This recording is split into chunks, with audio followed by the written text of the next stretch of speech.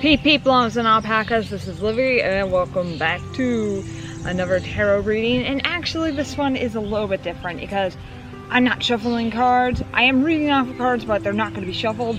How can a prediction work like that? Well, astronomy. It was on Friday that I figured out what I believe to be one of the scariest predictions. As in, what I mean by scary, I mean how spot on it is.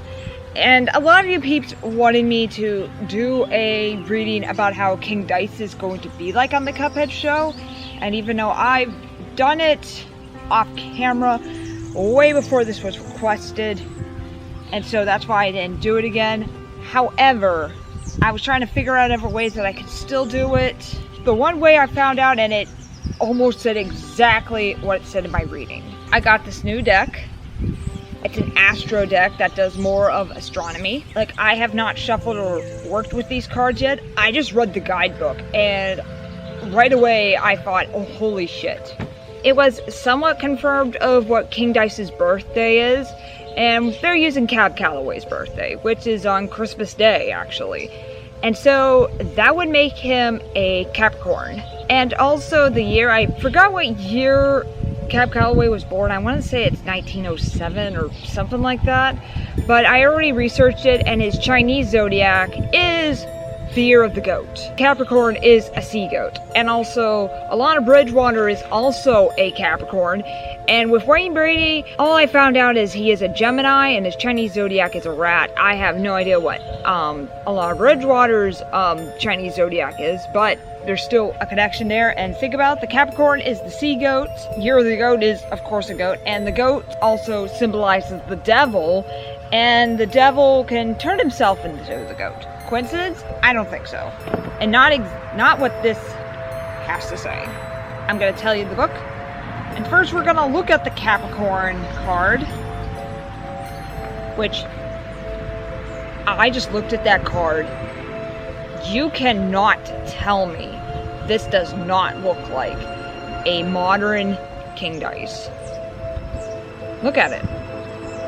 And it says on the card, serious, affirmative, I don't know if I said that word right, ambitious, realistic, structure, traditional, wise, enduring, accomplished, badass, majestic, competent, prepared, down to earth, corporate,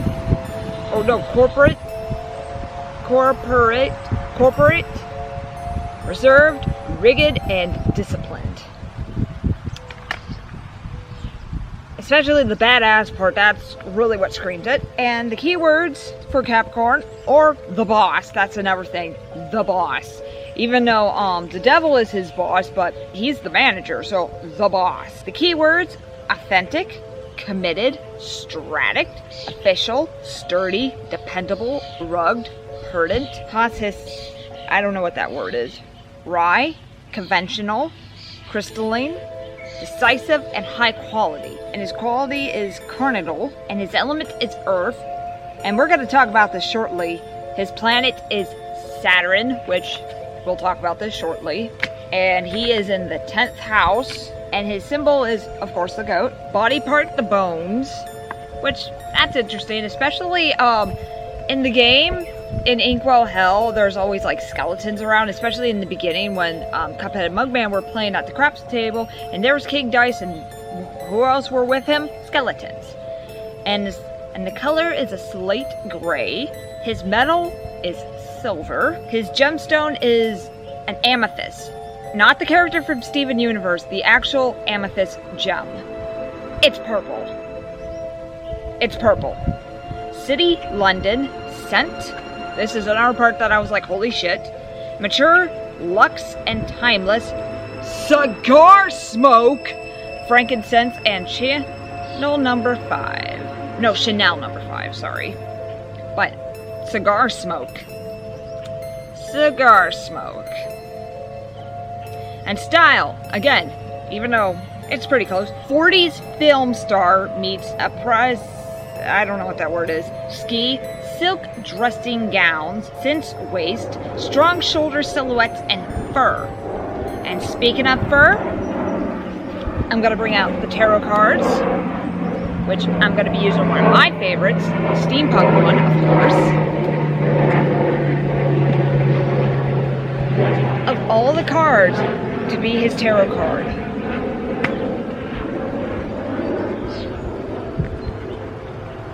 The Devil. The Devil. And also, when I was doing King Dice's tarot reading off camera, this was his outcome card. But the freakiness does not end there. Now, we're going to talk about his planet, which is Saturn. Also, the planet of wisdom and discipline. Discipline, structure, time, responsibility, test, ambition, difficulty, restraint, grounding, practically, self-control, tradition, realism, container, bones, maturity, gravity, scaffolding. Now, let's take a look at the Saturn card. Do you know what your planet is? My planet is Mercury. What's your planet? Let me know in the comments below. My planet is Mercury. Here we are. The Saturn, also known as discipline and wisdom. Keywords: form, boundaries, barriers, intentions? I don't know. Trial, labor, sweat, permanism, construction, compent, building, pessimism, authority, figures. A lot of words I cannot... archery. I'm really sorry if I sound stupid saying these words. I don't know a lot of these words. And organized religion. Very interesting. The sign is, of course, Capricorn and Aquarius. The house is 10. We're going to get to that in a bit. And the tarot card is the World. And we're going to be going through these tarot cards in a bit. Like after I say all of them. And orbit is 29 years and changes signs every 2.5 years. Retrograde motion once per year for about 5 months. Now we're gonna look at the 10th house, which is reputation, and those thrones that are on there. Those look similar to the throne that the devil sits on. Career, responsibilities, achievement, competence, fame. Sounds like him in the game show. Notoriety, I don't know. Standing, authority figures, legacy, purpose, the patriarchy. I don't know how to pronounce these words. Again, I'm sorry. Let's look at the 10th house. This water right here is supposed to taste like those, what they call bomb pops or the firecracker popsicles. It does taste like that. Now, 10th house. Sign, Capricorn. Planet, Saturn. Element, Earth. And the tarot cards, 2 of Pentacles, 3 of Pentacles, and 4 of Pentacles. And another interesting thing about those particular cards I pulled out. And one interesting thing about these cards that I've just pulled out, I do remember these Pentacles were in his reading quite a bit, especially the 3 of Pentacles, which is his present card. And also, not only was it his present card, but it was also Miss Chalice's. So, him and Miss Chalice have something in common. So this was his present card, and the Devil card was his outcome card. So both of those cards appeared in this reading. Is it a coincidence? No, it is not. Now, let me read you these cards. We're going to talk about the Devil card first, which is about temptation. A choice, situation, or action that is contrary to your best interests. And according to what the producers and their directors have said from the Cuphead show, that they can safely say that King Dice and the Devil do meet. And according by the King Dice tease from Netflix when they were announcing Wayne Brady, they did call him the Devil's right-hand man for that too. Wait, I thought they said that Henchman was his right-hand man. This is gonna be interesting, so maybe we could figure out like how King Dice and the Devil work together, or maybe he went to the Devil for his wish. But this was his outcome. Keep that in mind. And now we're gonna talk about the world card, which is succession. Successful completion. That's all it is. He's done his dirty work. He's done his deeds for the devil. That's what this card is saying. And now, let's look at all the pentacles. First, we're gonna look at the, actually, let's look at the Three of Pentacles first, since that was his present card. And also keep in mind, that was also Ms. Chalice's present card. So, there's something going on with Ms. Chalice. Especially in the show. I don't know about the DLC in that. Like, I've been requested to do a DLC reading, which I am thinking about that. And also note the pentacle. This is a pentacle.